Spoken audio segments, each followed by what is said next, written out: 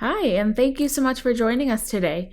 We are about to show you a procedure that we did on a patient earlier this week for neck tightening. And you can see here we have our treatment area all marked out, and we are using Vsoft Lift PDO Smooth Threads.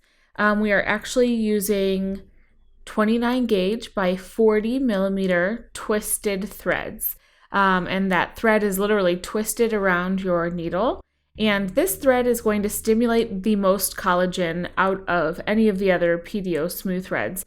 It creates a little bit more tissue injury upon insertion and therefore will induce more of that inflammatory response that will result in more collagen. So this patient came in wanting tightening of the skin in that submental area and just the neck overall.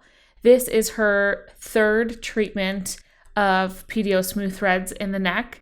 And we do at least 3 treatments 1 month apart in order to achieve the most visible results. Some patients like to do more than 3 treatments, and that's completely fine, but typically 3 treatments is a good starting point. From there, the body stimulates collagen, which typically peaks between 3 and 6 months. And you can see here in terms of our treatment area, you are going to stimulate collagen about 1.5 millimeters from where your thread is actually placed, and therefore it's important to lay them pretty close together to make sure that you have nice even coverage of your treatment area so that once those threads dissolve and neocollagenesis takes place, you're going to have really excellent collagen formation because you covered your treatment area pretty thoroughly with your PDO smooth threads. So you can see here, they're going in really nicely. The patient was numbed for 10 minutes with a topical anesthesia. The area was prepped with Hibiclens and alcohol to make sure that she was nice and clean prior to the procedure taking place. Infection prevention is really important when you're placing threads because you are basically implanting an artificial or a foreign object into the tissue. And so we really want to take good care to make sure that there's no risk for contamination of your site. So really good prep of the patient's skin in advance.